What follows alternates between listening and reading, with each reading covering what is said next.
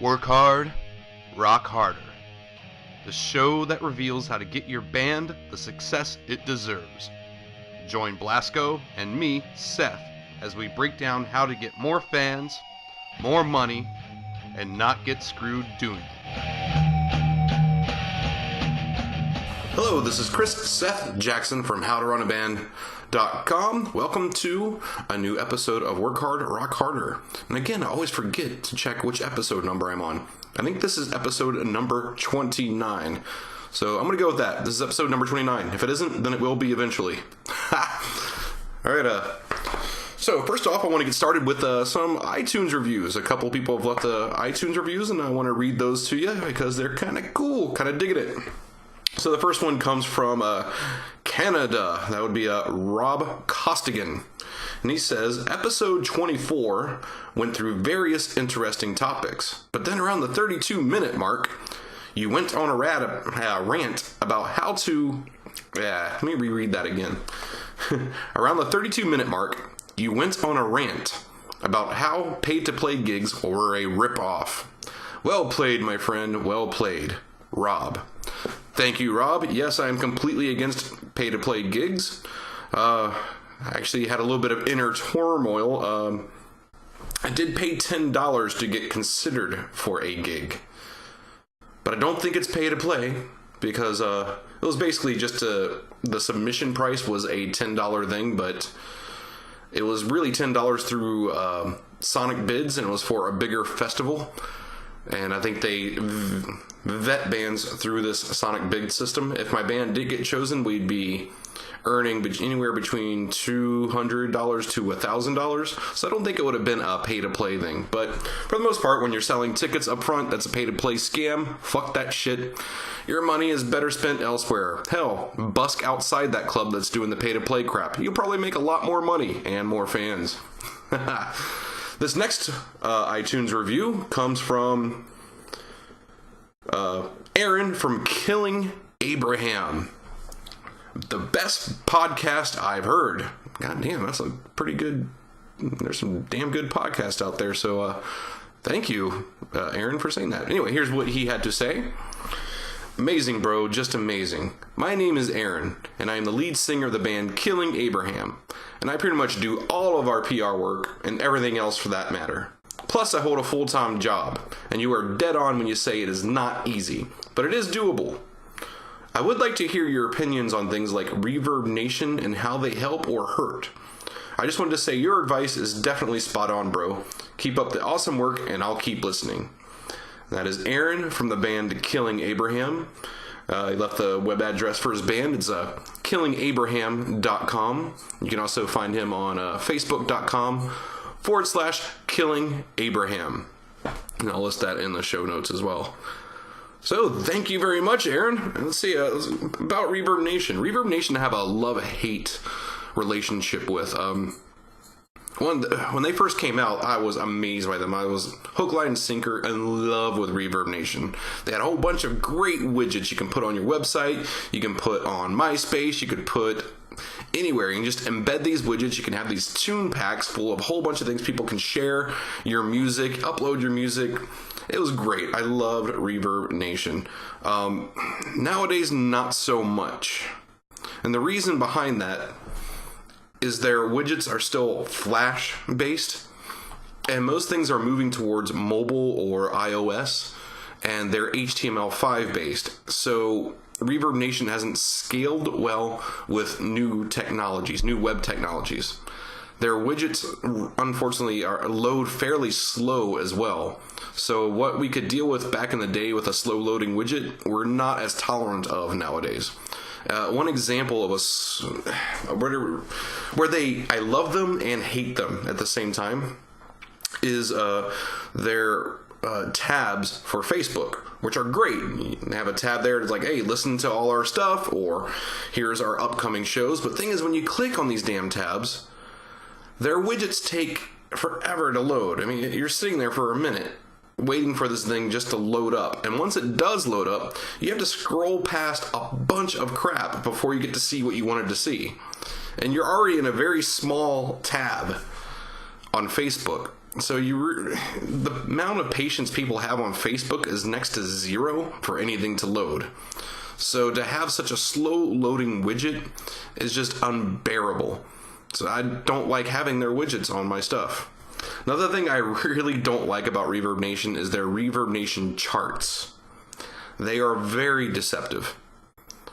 ReverbNation charts only show you how well you're ranking using their widgets. That's it.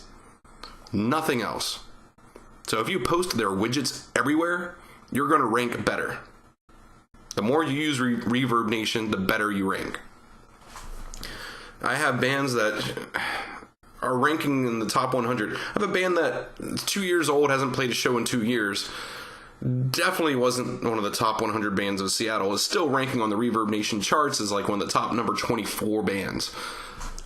It's crap. It's not a realistic chart. It's just bogus numbers to make you feel good about yourself for using ReverbNation. So whenever I hear these bands out there, yeah, we're rated number 1 on ReverbNation, it's just such a masturbatory number. It doesn't mean anything. And a number that means something is like I'm the number 1 band on iTunes. Number 1 band being on Billboard charts. Those are charts that mean something because you're actually having sales. You're having people that are actually engaged in your band. High numbers like one of the top ranking videos on YouTube, that would be a real number. ReverbNation charts, not so much. They don't mean anything. There's nothing to it.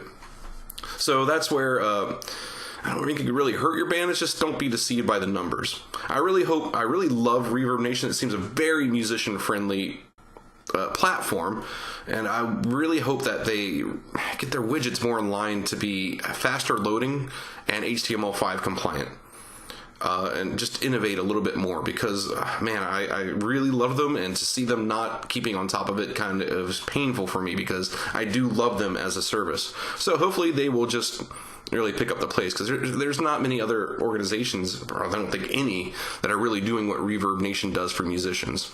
So finding all the venues that they list, all the bands that they list, they have a very easy to browse website to find a whole bunch of cool stuff. But they need to stay on top of it because I can't use half their widgets now. I don't embed it on my website. I use other things now. The technologies have replaced them. So I'll stop going on about that. Again, thank you, Aaron, very much for that awesome review. And yeah, anybody else, please leave a review on iTunes. I'd love to hear from you. And if you actually do like this podcast, really would appreciate it if you gave it a good ranking on iTunes. It really helps out getting the word out about this podcast. iTunes ranks things according to the ratings, and that's how it recommends things to other people. So the more comments, the more reviews, the more ratings you put on this, the more other people will be able to get to see it, and it will really help me out, and really would appreciate it. Thank you very much for that. So today, getting on to the main part of the show, is getting bodies through the door. To be honest, I'm kind of struggling with that with my band. We're wrestling with different tactics and wrestling with different ways to really get people through the door. So basically it's a brainstorming thing to help me focus myself with my band, and to also help you out if any of these ideas seem like something useful you can put in play for your band. So I'm going to go through it. I got 6 steps right here that I'm going to focus on in the coming months to get bodies to the door for my band. And I'm really kind of inspired to get more people through the door because I just talked to someone last night, and she's talking about, oh yeah, I'm getting 500 people to show up this new event next week.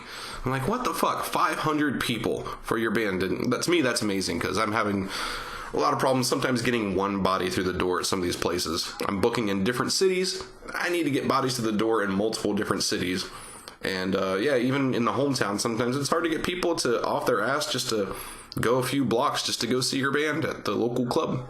So that's what I'm focusing on right now. So I guess the very first step for getting people bodies to the door is letting people know who the fuck you are. If people don't know who you are, there's no reason to go see you. Your flyer can be every single place in the city.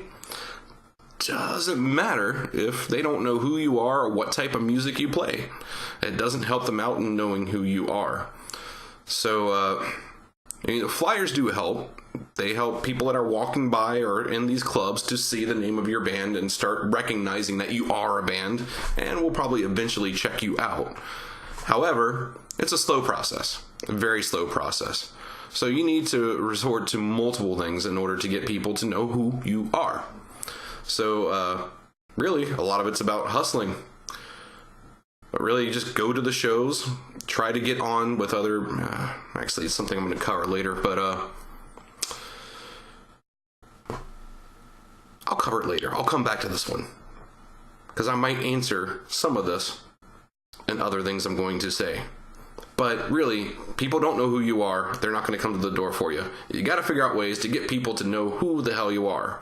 So maybe a couple of these other things might help with that. So step number 2, bribe them.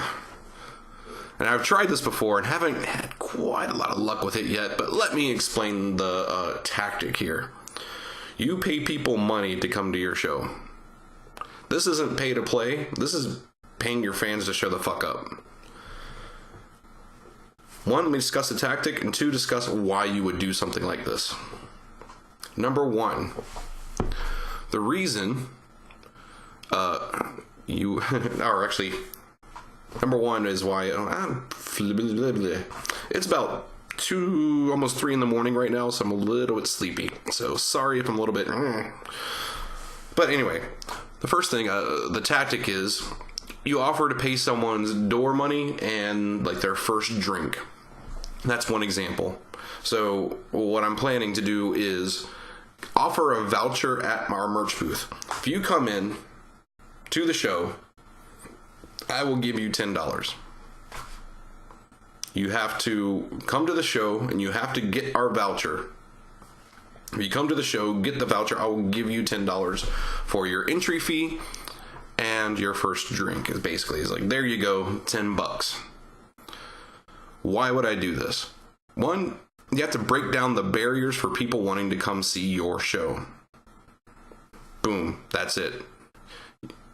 You want to make it no barrier at all for them to come to your show. If they can't afford a drink, they can't afford to get in, whatever, knock down that barrier. Most likely they do have enough money to drink, but they want an excuse to come to your show.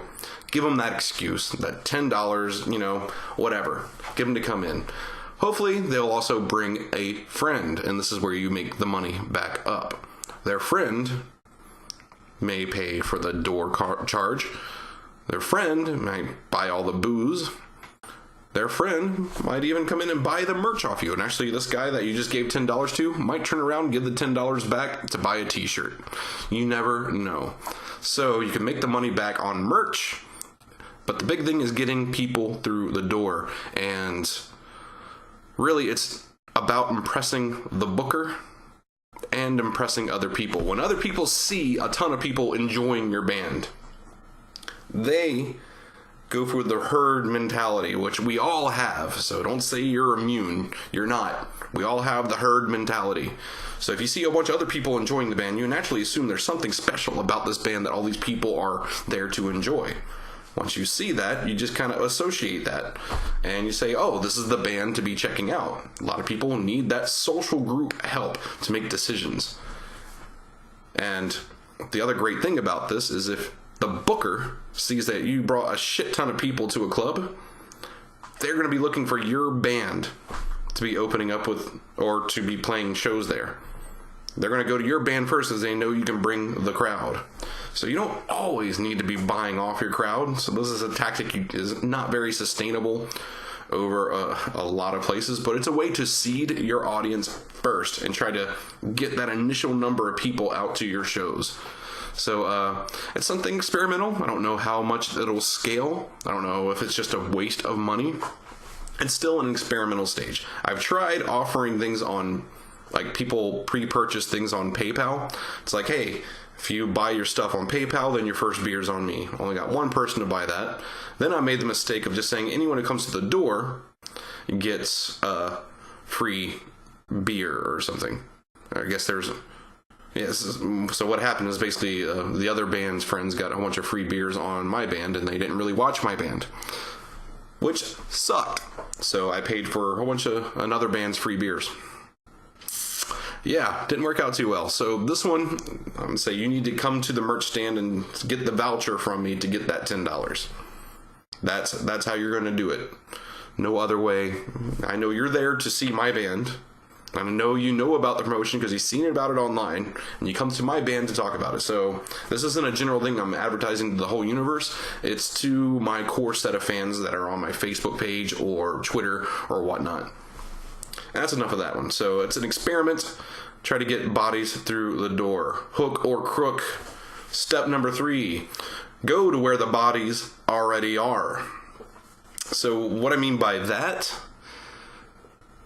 play shows where people naturally already go. That's it. If people already go to a particular club regardless, you already have a built-in audience that's big and much more potential to pick up a fan base. Of course, that doesn't always work. It depends on the bands that you're playing with tonight, which is another way to view go where the bodies already are, is to get on a bill by hook or crook and open for bigger name bands. Suck it up. Don't worry about getting paid. Don't worry about having a full half-hour set. You know, even if you only get to play for 10 minutes. If you don't even get to use your gear that you want, who cares? Your big thing is to get on the stage with these bands and try to win over the fans that are already there.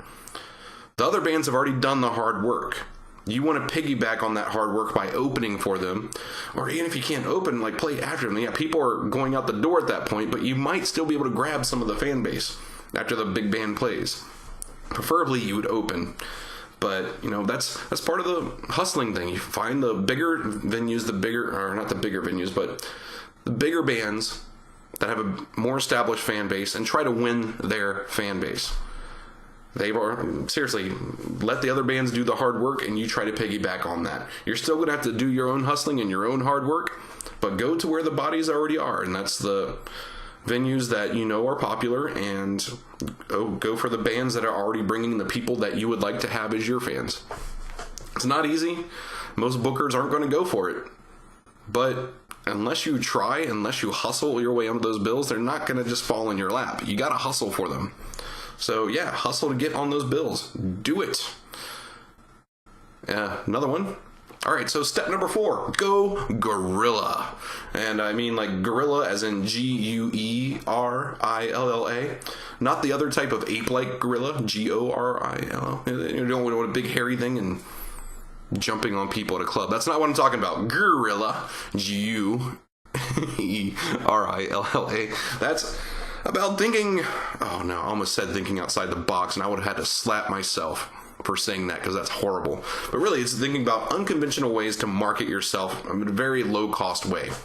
You don't want to spend a ton of money on like PR representatives and shit like that. You don't want that. What you want to do is be able to do something unconventional. Instead of putting up flyers for your shows, try putting up flyers that just advertise the name of your band. It says what type of band music you are and where to find you on Facebook or your website or whatever. That way you just sync in the name of your band around the areas that you would like to play, around the areas and clubs you like to play. So you're not advertising a particular show.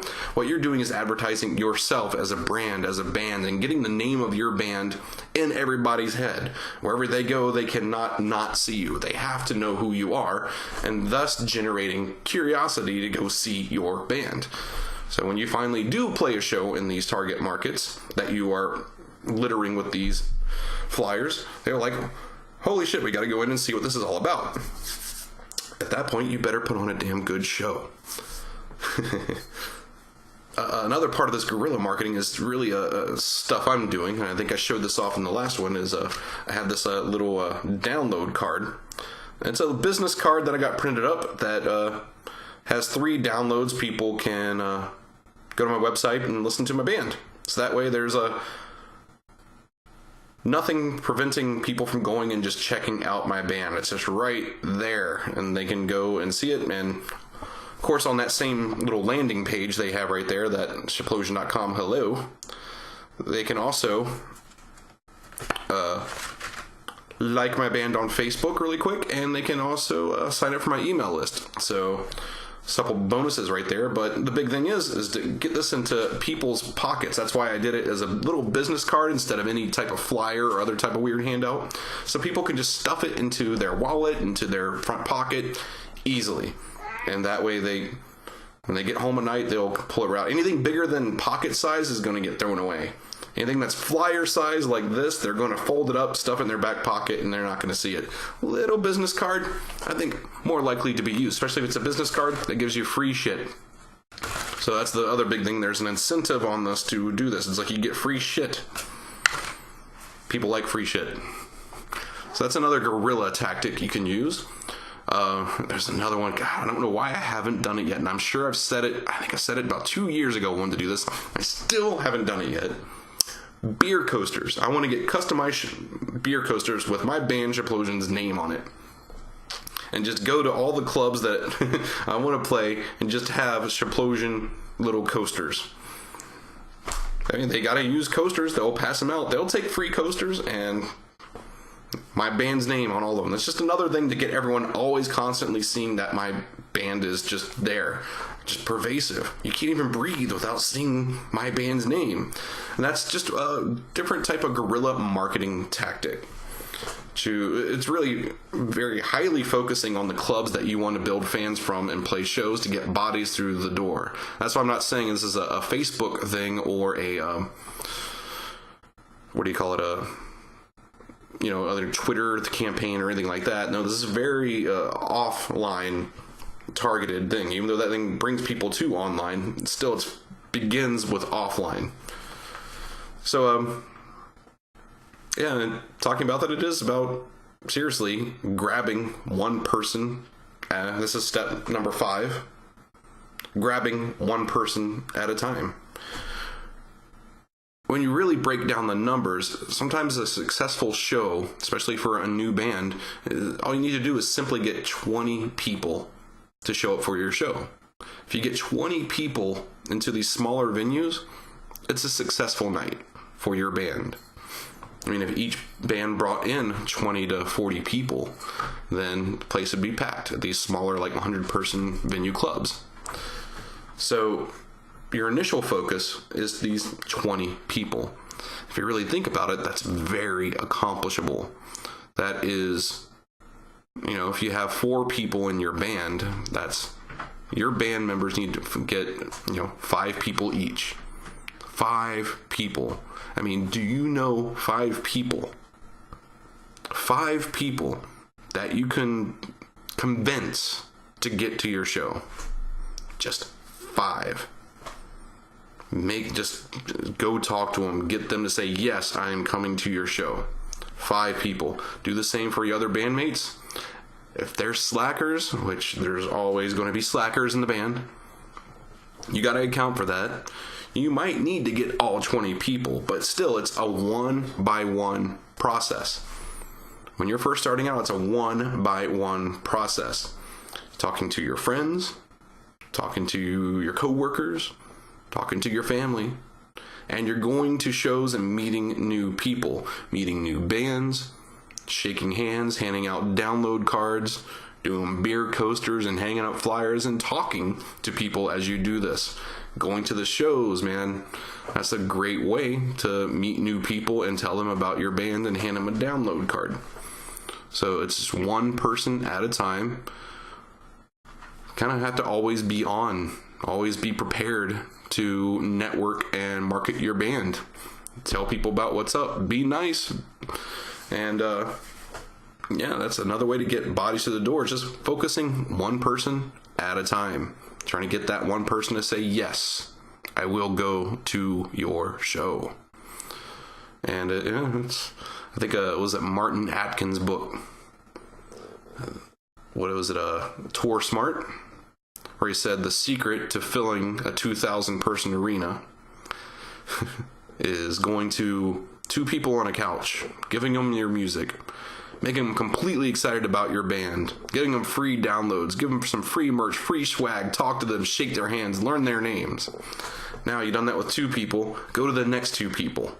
Now repeat that about 1,000 times, and you will fill a 2,000 person arena.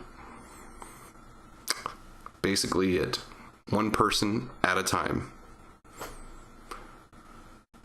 Number 6, and I've been slacking on this, but make your show an event.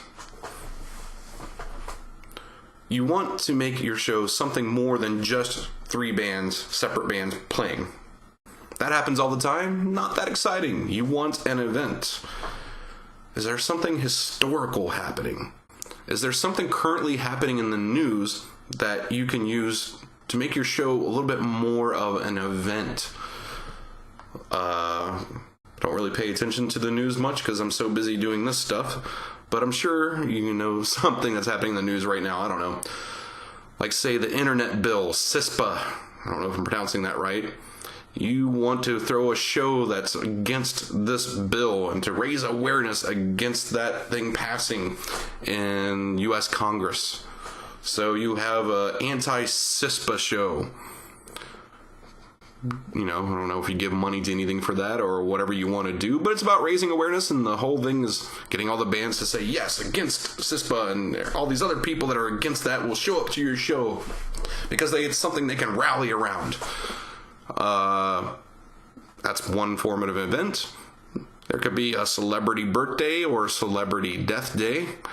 There could be a fun thing happening in history. It could be, I don't know, an event coming up such as an obscure holiday or a regular holiday. Could be someone's birthday. Could be multiple people's birthdays. It could be something special that you're about to do with your band. Or it could just be something you've made up. You've turned it into an own special event that has its own thing. I remember it was one band, and I use the term band loosely, but it's called Captured by Robots. And it's basically one dude, and he has a bunch of robots hooked up that they play instruments. Seriously, if you get a chance to check this guy out, it's really weird and amazing. But he has all these bands that actually play instruments, and he controls them through this bodysuit that he has, and he has this weird mask that has everything that he just controls all these robots on stage. But he already sells the places out just with that gimmick alone, but he takes it a step further and has gimmicks for each tour he does every year. The one I saw, and I stopped going to see him because it was just too crowded in the places I went to go see him, because he was just selling out shows. The one I saw was the Star Trek. Oh yeah, it was Star Trek. So he had all the characters and even himself in Star Trek outfits while playing Star Trek The Next Generation episodes in the background on projectors all across the place, with these robots playing Star Trek weird theme music on top of his normal music. Weird, very bizarre, very cool, and something to sell the show. So that's how he pitched it. All his flyers and promotional stuff had these special event of the Star Trek show. So yeah, you can make your event and spread it out across multiple shows in different markets. So you don't need to keep reinventing events. That's hard to say. So yeah, actually talk about this in my Book Your Band ebook up on my site.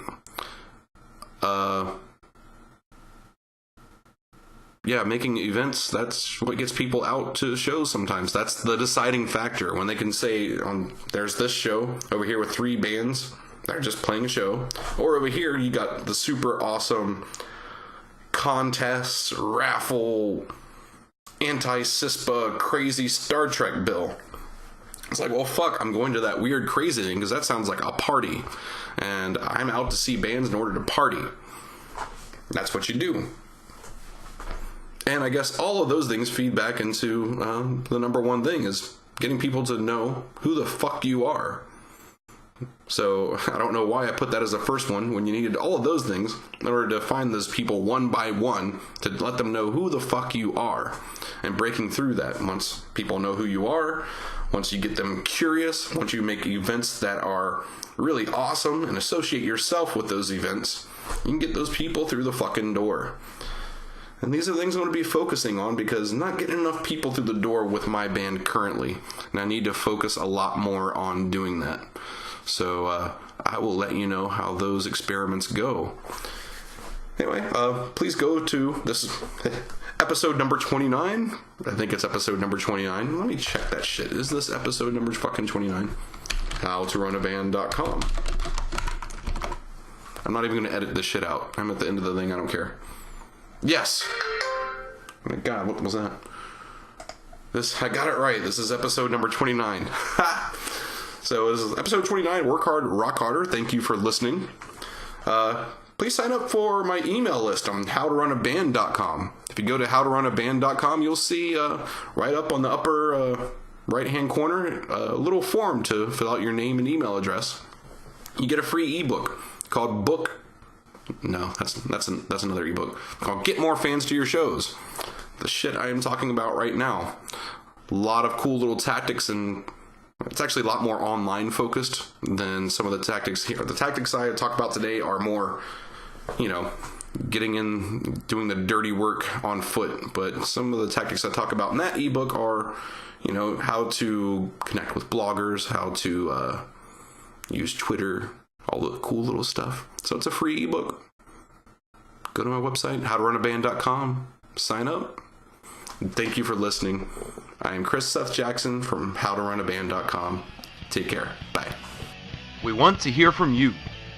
If you have a question that you want us to answer on the show, give us a call at 765-507-9474. Again, that's 765-507-9474. We can make a whole show out of your question. To learn more about us, visit Blasco at bloganddestroy.net and visit me, Seth, at howtorunaband.com. And remember to work hard and rock harder.